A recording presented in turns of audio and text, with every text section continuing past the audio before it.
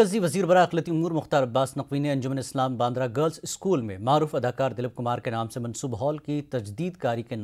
کام کا افتتاح کیا۔ وزیر کے شہنشاہ جذبات دلیپ کمار ہال کی تزئین کاری کے لیے مرکزی حکومت نے 44 لاکھ کا خصوصی فنڈ جاری کیا ہے۔ اس موقع پر منعقد تقریب سے خطاب کرتے ہوئے نقوی نے کہا کہ مرکزی حکومت اقلیتی طبقے کی تعلیمی فلاح کے لیے کام کر رہی ہے۔ خاص اقلیتی طالبات کو زیور تعلیم سے آراستہ و پیراستہ کرنے کی کوششیں کی جا رہی ہے۔ وزیر کے مختار عباس نقوی نے دلیپ کمار ہال کی تزئین کاری کے لیے مرکزی حکومت سے خصوصی فنڈ جاری کروایا۔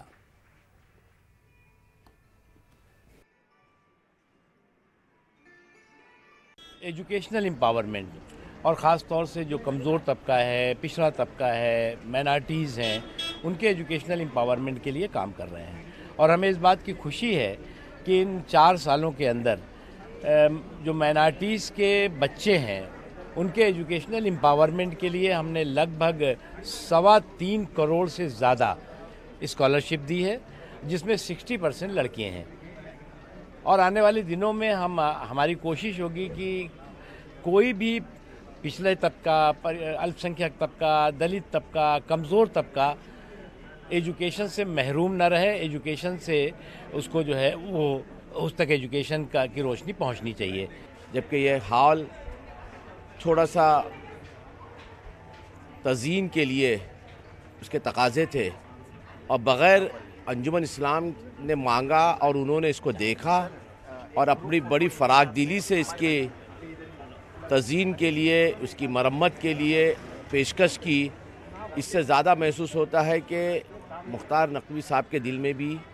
قوم و ملت کے تعلق سے، تعلیم کے تعلق سے، خصوصی طور پر لڑکیوں کے تعلیم نسواں کے تعلق سے ان میں بہت ہی زیادہ جذبہ ہے، اور ہم اس کا خیر مقدم کرتے ہیں اور امید کرتے ہیں کہ اسی طریقے سے دیگر جو ہماری اسکولیں ہیں